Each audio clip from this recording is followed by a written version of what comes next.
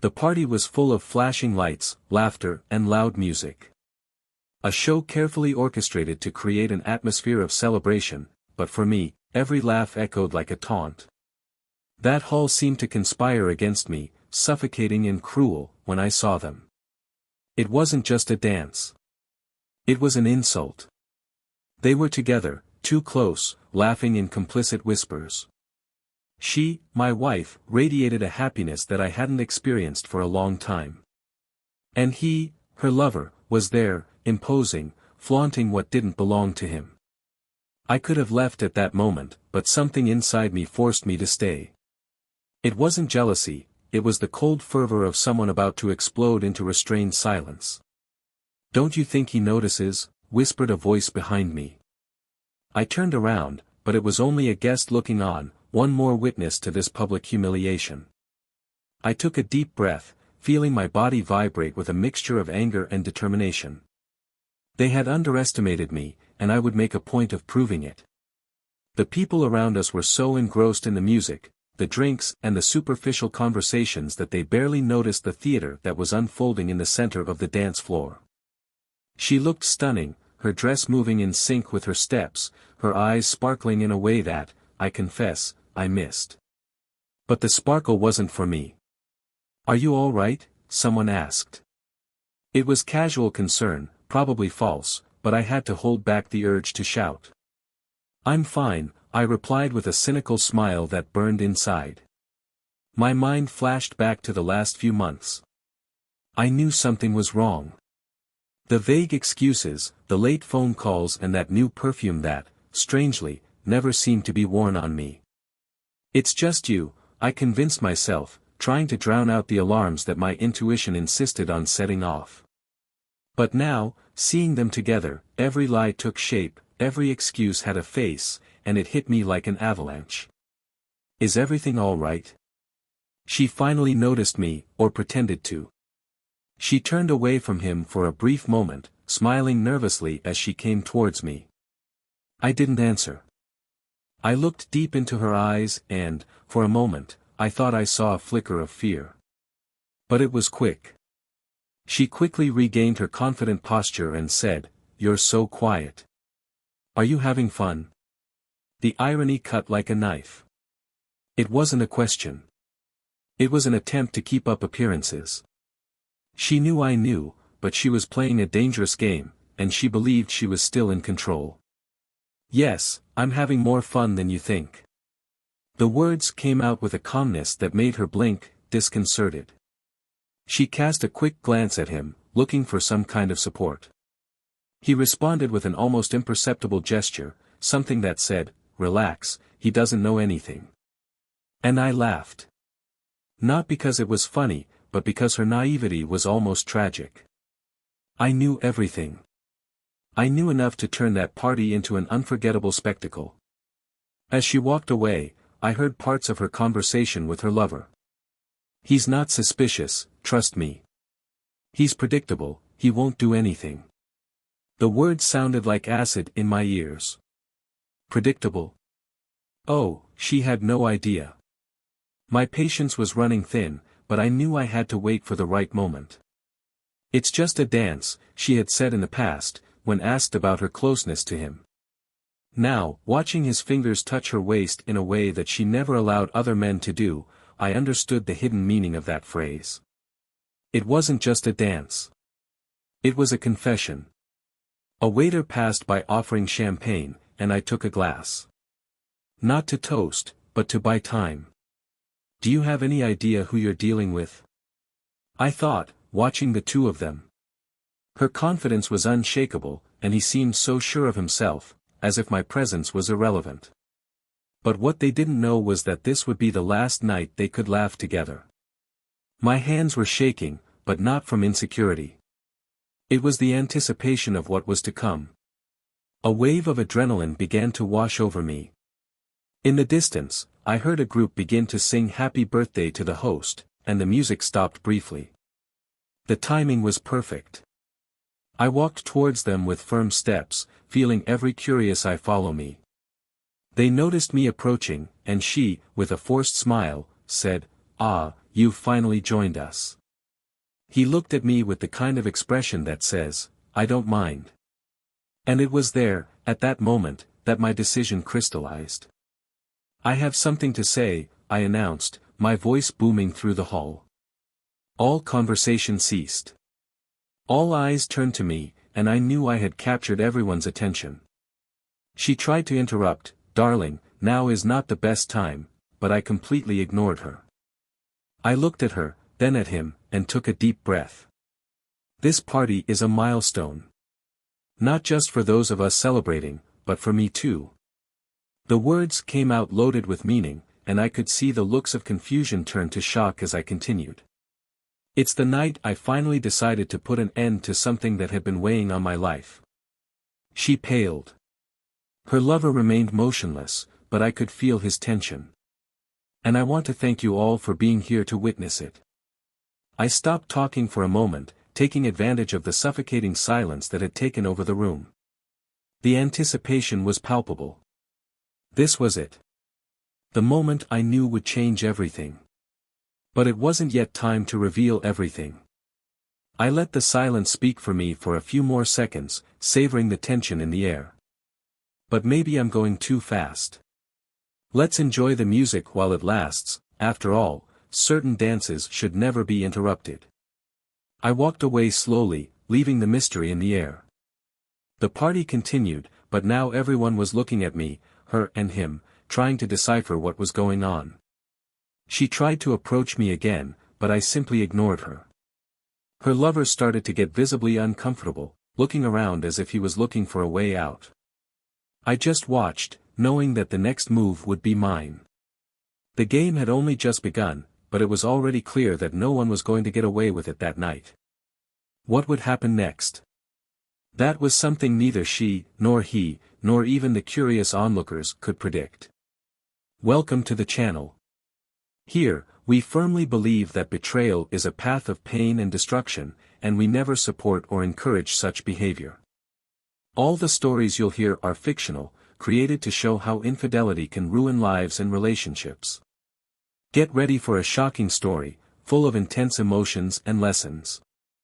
Now, adjust the volume and immerse yourself in a plot that will hold your attention from start to finish. Happy storytelling. The ballroom was a reflection of what everyone believed would be David and Laura's perfect wedding.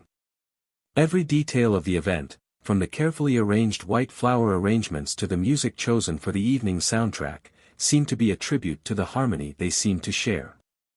David, a middle-aged man with a firm posture and an aura of calm, was known for his generosity and solid presence. Laura, on the other hand, stood out for her understated elegance and a smile that seemed to light up any room. Their relationship was seen as a model of success. David was a partner in a thriving architecture firm, while Laura ran a luxury boutique in the city. They complemented each other, friends said, with him bringing stability in her dynamism.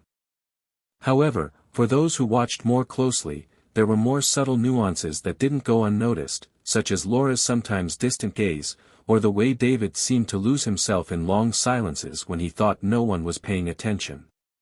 The party that night wasn't just a social celebration, it was also a personal milestone. Laura had invested weeks in organizing the event, determined to make it unforgettable. "David deserves it," she told her friends. "He always works so hard.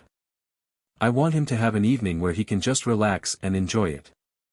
Despite her words, there was something in Laura's tone, an urgency that sounded more like an attempt at compensation than celebration.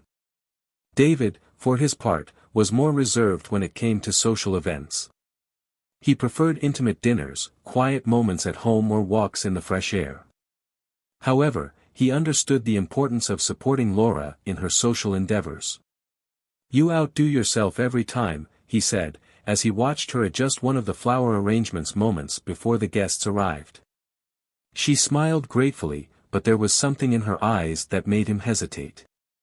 A glimmer of doubt? Insecurity? David couldn't tell, but chose not to insist. The evening began lightly.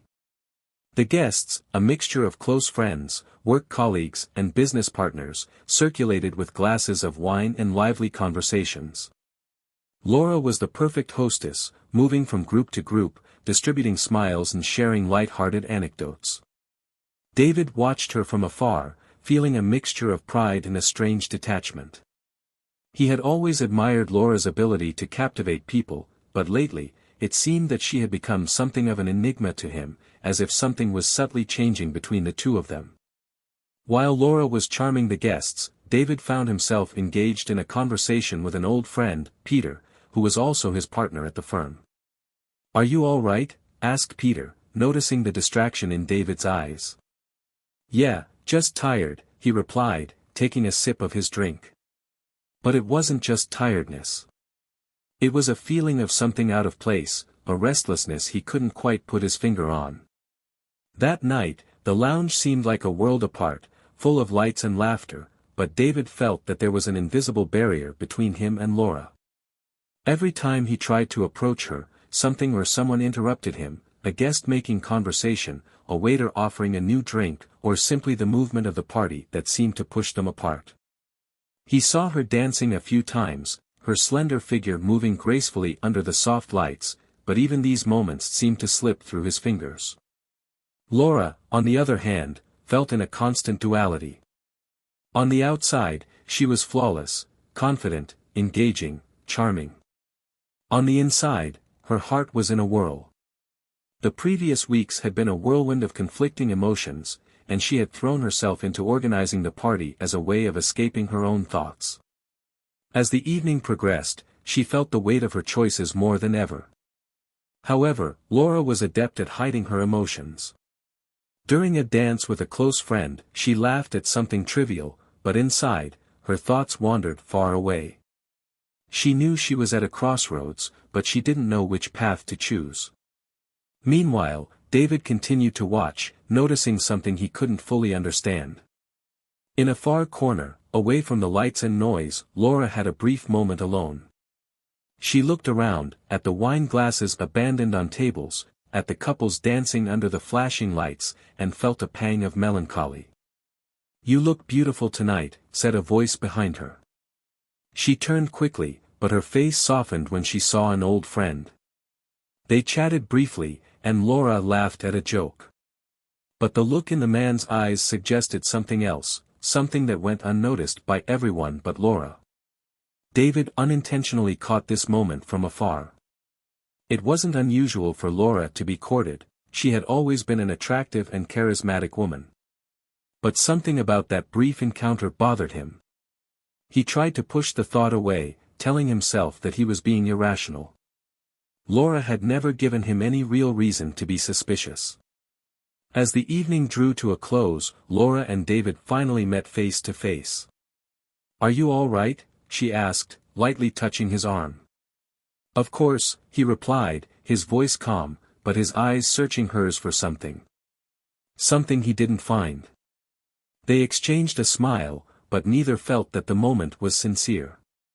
With the last guests saying goodbye, the party house seemed to transform into a different space, quieter and more introspective. Laura started to collect the table arrangements, but David stopped her. "Leave that to the staff," he said, his voice firmer than he had intended. Laura looked at him for a moment, as if trying to decide whether to argue, but eventually gave in. "You're right. Let's go home." As they drove back, the silence in the car was almost palpable. Laura stared out of the window, while David kept his eyes fixed on the road. The radio was softly playing a ballad, but neither of them seemed to be listening. When they arrived, Laura went straight to the bedroom, while David stayed in the living room for a few minutes, watching the city lights through the window. He felt like he was on the verge of something, but he didn't know what yet. That night, as they slept side by side, but separated by the invisible chasm that grew between them, they both knew that something was about to change. But neither of them was ready to face what was to come. The early morning silence was broken only by Laura's soft breathing and David's tumultuous thoughts. The days following the party were marked by an almost imperceptible tension between David and Laura. He tried to ignore the restlessness that accompanied him, focusing on his work and daily routines. Laura, for her part, immersed herself in social engagements and running her boutique, as if to ward off any thoughts that might interrupt her facade of normality. However, every interaction between the two seemed to carry an invisible weight, an unspoken that hung in the air, making the silences louder than any words. David began to notice details that had previously gone unnoticed. Laura's cell phone, for example, always seemed to be stuck to her, often with the screen turned down or silently vibrating. He told himself it was just the nature of her job, clients sending messages, suppliers confirming deliveries. But a part of his mind, the same part that lay awake at night while Laura slept, wasn't convinced. One afternoon, arriving home earlier than usual, David found the kitchen empty, except for a note left by Laura on the worktop. "I've been to the store to sort out some things, I'll be back soon." He sat at the table, observing her writing, firm and elegant, and couldn't help feeling a twinge of discomfort. Something was bothering him, although he couldn't identify what. He decided to spend the time tidying up his home office, a space Laura rarely entered. While he was organizing the papers, a message arrived on his mobile. It was from a work colleague, reminding him of a meeting the following day. The notification brought up a thought he had been trying to suppress: why didn't he have access to Laura's cell phone? It wasn't a question of mistrust, he argued to himself, but of transparency. Couples shared everything, didn't they? This idea plagued him for the rest of the night. When Laura returned home late, carrying bags and with a tired smile, David tried to ignore the question burning in his mind. They chatted briefly, had dinner together and watched a TV program that neither of them really paid attention to. Laura seemed distracted, checking her cell phone occasionally, while David pretended to be interested in the screen. That night, as she slept soundly beside him, David finally gave in to his curiosity. Carefully, he took Laura's cell phone from the nightstand and tried to unlock it. The password, however, was unknown to him. This hit him unexpectedly. They had been married for years, but there were secrets that were now beginning to become visible. He put the phone back, feeling overwhelmed by a mixture of guilt and frustration. The following days were punctuated by moments that reinforced this unease. Laura seemed more distant, and although her words and gestures were affectionate, something about them sounded rehearsed, as if they were part of a role she was playing. David began to observe her absences more closely, meetings that seemed endless, business dinners that came up at the last minute, appointments that didn't fit into the usual pattern of her routine. One evening, while they were having dinner together, he decided to broach the subject casually. "You've been so busy lately. Is there anything going on at the store?" Laura paused for a second, before smiling and replying, "Oh, nothing much. Just some news with suppliers. Nothing you need to worry about." The answer sounded convincing, but there was something in her expression that didn't match the lightness of her words.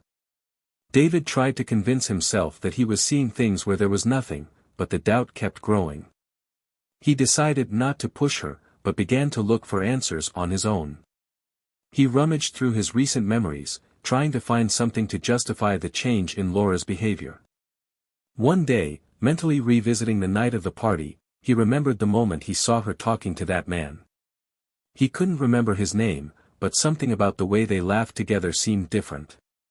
Moved by this memory, David began to pay attention to the details of Laura's days. One morning, as she was leaving for another important meeting, he decided to follow her.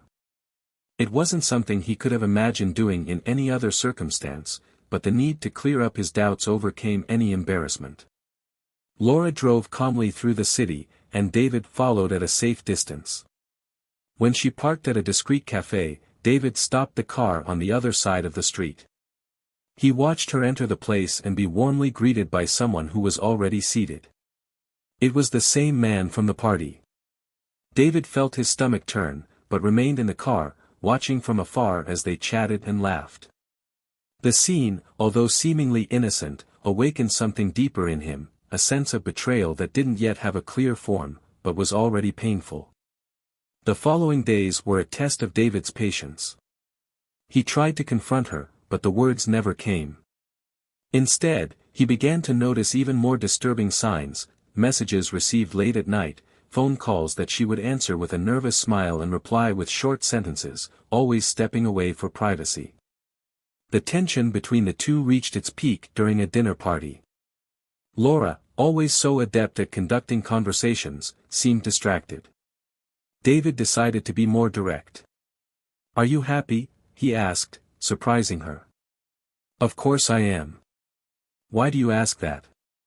He looked at her for a long moment before answering, "I just want to make sure." Laura looked away, munching on her food without appetite. That night marked the beginning of a series of veiled confrontations. David began to avoid Laura, immersing himself in work and returning home late. Laura, on the other hand, seemed increasingly consumed by something she didn't share. Until one day, while David was organizing papers in his home office, he found an envelope with her name on it. Inside were tickets for an event, but the date had already passed. He clearly remembered that day. Laura said she was busy with work. With the envelope in hand, David decided to confront her. When she arrived home that evening, he waited for her in the living room, holding the tickets. "Do you want to explain this to me?" he asked, his voice calm but fraught with tension. Laura hesitated for a moment before replying, "It's nothing. Just a work event I forgot about." David knew she was lying, but decided not to press. "If you say so." That night, while Laura slept, David was once again overcome with unease. He knew he was close to discovering something, but he wasn't sure if he was prepared to face the truth. He wondered how far he could go, how far he was willing to sacrifice peace to find answers. As the early morning silence enveloped the house, he realized that the betrayal was about to be exposed, and it would change everything forever. The silence was so dense that it seemed to crush the air around David. The living room was plunged into darkness, lit only by the dim light coming from a forgotten lamp in the corner. Laura was sitting on the sofa, her face pale and her restless eyes fixed on the floor. In front of her, David stood, his jaw clenched and his hands clenched, trying to control the maelstrom of emotions that threatened to overflow. "So that's it?" He finally broke the silence, his voice coming out hoarse, as if each word was an effort. Laura looked up briefly, only to look away quickly, unable to bear the weight of the accusation in David's eyes. "It's not that simple," she muttered, the words almost swallowed up by the silence. "Simple? Laura, I saw you with him. There's nothing complicated about it. You were together, laughing, as if I were an idiot." David took a deep breath, trying to control the explosion he felt about to happen. "I want to hear it from you. I want you to tell me." Laura opened her mouth, but no words came out. Her mind was a jumble of justifications, regrets and a paralyzing fear of what was to come. "I never wanted it to come to this," she finally said, her voice shaking. "But it has, Laura." David exploded, his voice echoing off the walls. "You betrayed me. You lied to me, to us, and now you want to blame the circumstances." David's words were like blades, cutting through any barrier Laura tried to maintain. "I didn't plan it," she replied, her tone begging for understanding. "I was lost. I felt invisible." "Invisible?" David laughed, but there was no humor in his tone. "I've worked all these years to build a life for us. For you. And you tell me I was lost? That this justifies everything?" Silence fell again, but this time it was Laura who broke it. "I'm not trying to justify anything. I know I made a mistake, but," she hesitated, her eyes now watering. "There's more to this than you realize." "More?" David narrowed his eyes, his expression now suspicious. "What else could you have kept from me? You've already destroyed enough, don't you think?" Laura took a deep breath, seeming to gather all the courage she had left. "The man, he's not just a lover. He's someone I've known for a long time." David frowned, confused. "What does that mean?" "You mean he's some kind of old acquaintance?" An ex-boyfriend? Laura shook her head, tears now flowing freely. No, David. He's my best friend's father. Mary. Laura's words hung in the air, like a silent explosion that took a long time to be understood. David blinked, stunned. What? He finally managed to say, although his voice was almost unrecognizable. Yes, Laura continued, her voice now just a whisper. He's Mary's father. He lost his wife years ago. And I was trying to help him.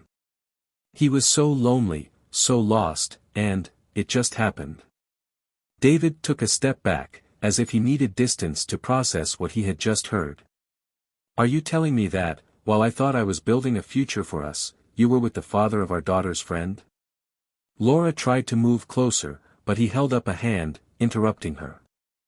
No. Don't try to justify it. None of it makes any sense. David, please. Laura's tone was desperate now. I didn't mean to hurt you. I got lost in what I thought I was doing for him, for myself. But it was never about you. It was never about us. That's what makes it worse, Laura, David replied, his voice laced with bitterness. You didn't even think about me. Not for a second. Laura began to sob, but David no longer had the strength to console her.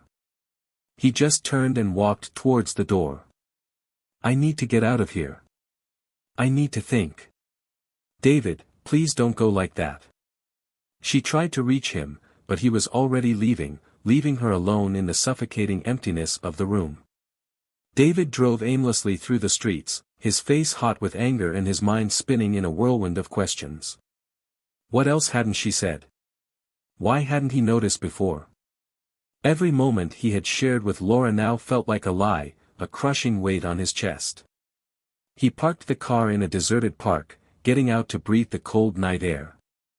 The reality of what he had discovered seemed unreal, but at the same time it was a truth impossible to ignore. He felt a twinge of pain, but also something deeper, a growing anger, not just at Laura, but at himself, for not having seen the signs, for having believed so blindly. Hours passed as he walked through the park, revisiting every detail of the last few months. He knew that the confrontation with Laura was inevitable, but now there was something else that needed to be done. He needed to fully understand the extent of what had happened. And, above all, he needed answers that Laura clearly wasn't willing or able to give. As dawn approached, David finally returned to the car, determined not only to find the answers he was looking for, but also to take control of a situation that had slipped out of his hands. The betrayal was only the beginning, and he was ready to find out the whole truth, whatever the cost. The sun rose slowly, bathing the city in a pale light, but David didn't feel the warmth of the new day.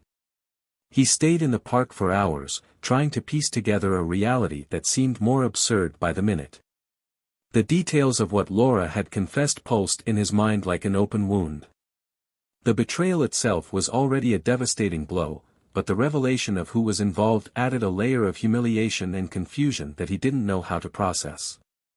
Back at the house, Laura was sitting at the kitchen table, her eyes swollen and glazed over the cup of coffee that was cooling in her hands.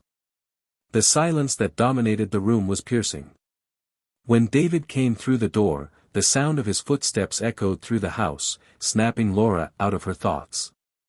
She looked up, but found no trace of the affectionate man she knew. He seemed colder, more distant, as if something essential had broken between them. You don't have to stay here, David said, his voice low but firm. If you want, you can leave and continue what you started. Don't say that, Laura begged, getting up. I'm not asking you to forgive what I did, but, please don't destroy us like that. David let out a bitter laugh, running his hand through his hair. Destroy us? Laura, you've already done that. Don't you see? Everything we've built, every moment, every promise, now seems like a farce. It wasn't a farce, Laura replied, her voice trembling. I still love you, David. I know it's hard to believe, but none of this was meant to hurt you. And you expect me to believe that? He stared at her, his eyes blazing with pain and anger. You chose the father of our daughter's friend, Laura. You destroyed more than our marriage. You destroyed trust, dignity, everything. She tried to move closer, but he took a step back, raising a hand as if to put an invisible barrier between them. No, he said firmly. Don't try to touch me now. So, what do you want me to do? Laura asked, tears streaming down her face again. I'm here, trying to be honest, trying to fix this, fix it. David repeated, incredulous. Laura, there's no way to fix this. There's only one way to move on, and it won't be with the lies you haven't told yet. I've already told you everything, Laura whispered, but David shook his head. No. You're still hiding something. He watched her intensely, waiting for any sign of hesitation. And if you don't tell me now, I'll find out some other way. Laura took a deep breath, fighting the panic that was beginning to overwhelm her. I don't know what you're talking about. David moved closer, shortening the distance between them. You don't know. He held her chin gently, but his voice was as hard as stone. Then why do I feel that every word that comes out of your mouth is only half the truth? Laura looked away, unable to bear the weight of the accusation. David let out a deep sigh, pulling back once more. He knew that forcing her would get him nowhere. There was another way, and he was already determined to follow it. That afternoon, while Laura went out to seek what seemed to be an attempt at normality, a trip to the market, David made a decision. He needed to confront the other side of this story. He grabbed his car keys and drove to the house of the man who was now a painfully familiar name. The residence was discreet, surrounded by a well-kept garden.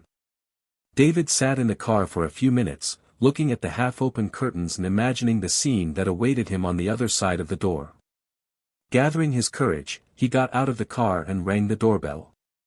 A tired-looking but confident man opened the door. His shock at recognizing David was evident, but he quickly tried to pull himself together. David, said the man, his voice neutral but with a slight tremor. I've been expecting this. I hope you were, David replied, crossing his arms. Because we're going to talk now.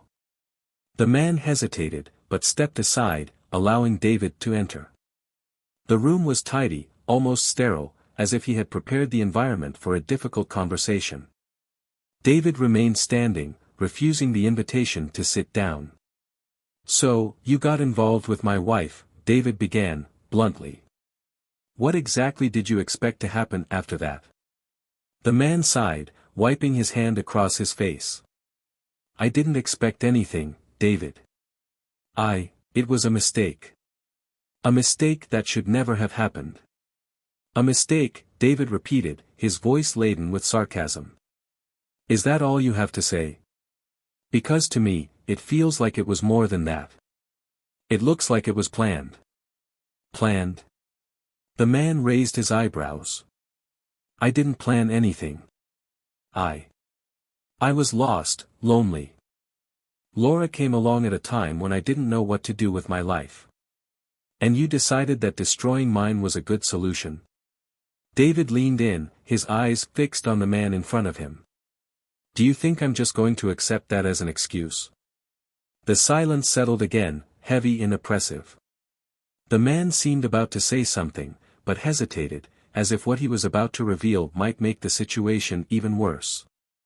There's something else, David said, breaking the silence. Isn't there? I can see it in your eyes.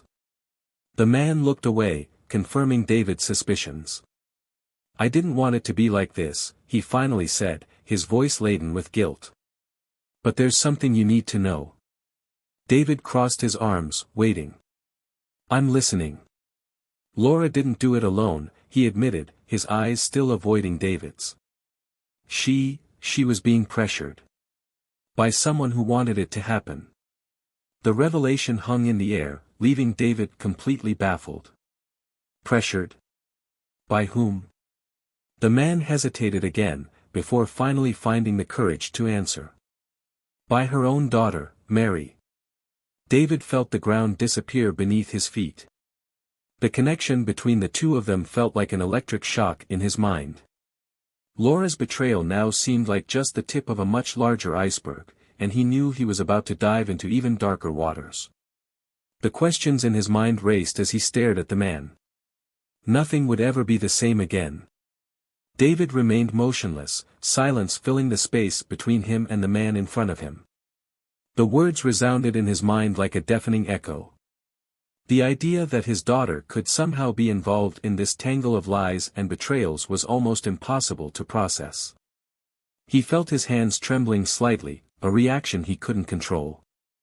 Everything seemed to spin around him, and the room, once so organized, now seemed suffocating. Explain. The word came out like a command, short and sharp. The man hesitated, looking away. I didn't mean to. It wasn't supposed to come to this. I would never have gotten involved with Laura if I'd known what was at stake.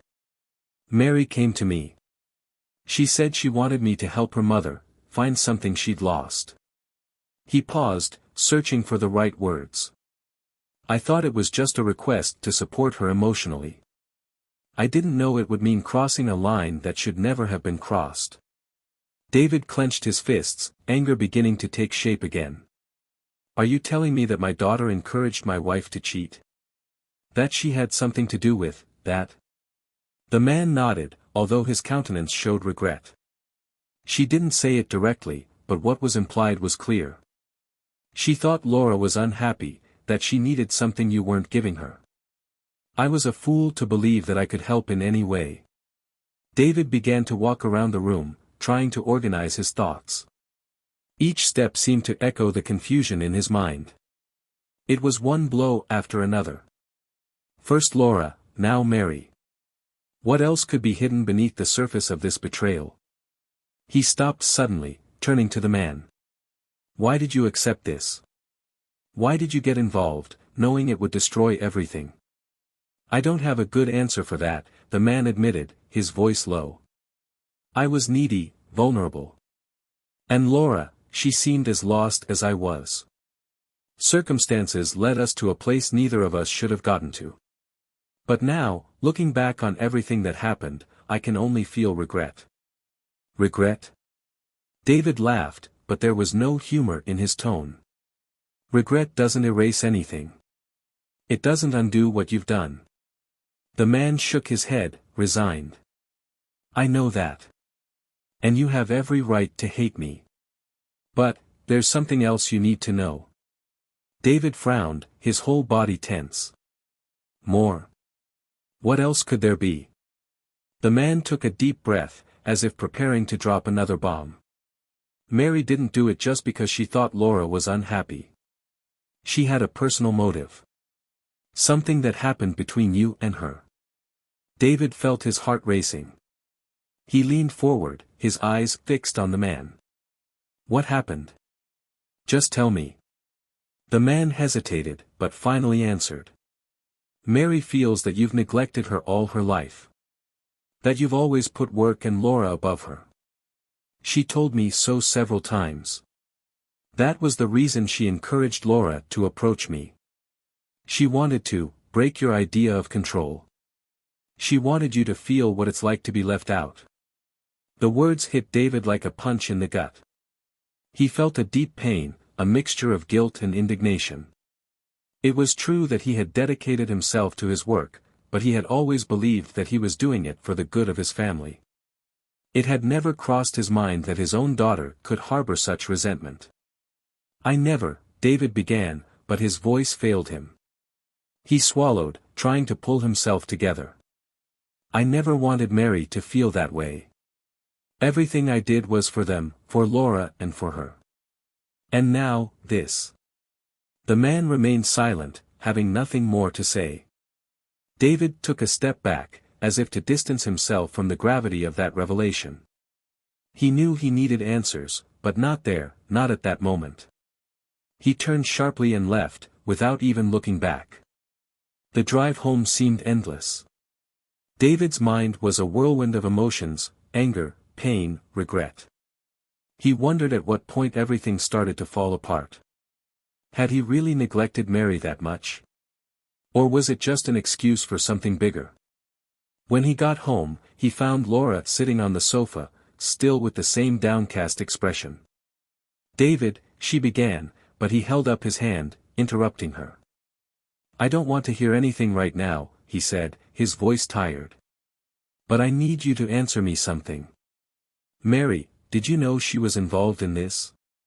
Laura froze, her face paling even more. I don't know what you're talking about." "Don't lie to me, Laura," he said, his tone now firmer. "I know Mary had something to do with it. I want to know what you knew."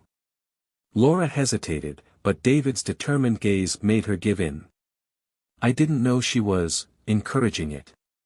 But she commented a few times that she thought you didn't pay attention to her, that she felt left out. I should have realized, but I was so wrapped up in my own problems that I didn't see what was going on." David ran a hand over his face, feeling even more exhausted. Everything was unfolding like a plot that was impossible to control. He sat back in his armchair, the weight of the revelations finally catching up with him. Try as he might, he couldn't find a way to reconcile it all. Laura, Mary, the man, everyone seemed to have conspired, directly or indirectly, to destroy what he had believed to be solid. "I don't know how we go on after that," he finally said, his voice low. "Everything seems so broken." Laura tried to move closer, but David stopped her with a gesture. "I need time," he said. "Time to think. Time to understand what happened here. Because right now, all I see are pieces that I don't know how to put back together." Laura nodded, respecting his need for space. But the weight of the silence between them was almost unbearable. They both knew that the answers would not come easily, and that the road ahead would be as difficult as the truths they had just faced. David was looking at the sky from the window of his new home, a modest residence he had rented after deciding to leave the home he had shared for so many years with Laura. The silence there was absolute, but inside, thoughts echoed like thunder. He had spent weeks trying to piece together the fragments of the life that had shattered so brutally. Everything that had once seemed solid and secure was now a distant memory, an illusion he could no longer sustain. Laura stayed in the house they had built together, but not without facing the consequences of her choices. After the separation, she tried in every way to repair what was irreparable. She sought therapy, not just to deal with the guilt, but to understand the reasons that had led her to cheat. Her days were marked by a constant melancholy, a longing for something she herself had destroyed. She knew that David would never come back, but the guilt consumed her inescapably. Mary, on the other hand, couldn't avoid the inevitable confrontation with her father. David, after discovering the extent of his involvement, tried to understand why there was so much resentment. "Why did you do it?" he asked, his voice calm but full of pain. Mary, her eyes downcast, answered hesitantly, "I just wanted you to see me. To realize how much I missed you." "Missed?" David shook his head in disbelief. "Mary, everything I've done has been for you and your mother. All my work, my effort. How can you say I didn't care?" "But it was never enough," Mary replied, her voice breaking. "You were always busy, always distant. I thought that if you realized what it was like to lose something important, maybe you'd finally understand how I felt." David stared at his daughter for a long moment, the weight of her words adding to the many sorrows he was already carrying. "I'm sorry," he finally said, his voice laden with sincerity. "I'm sorry for making you feel that way.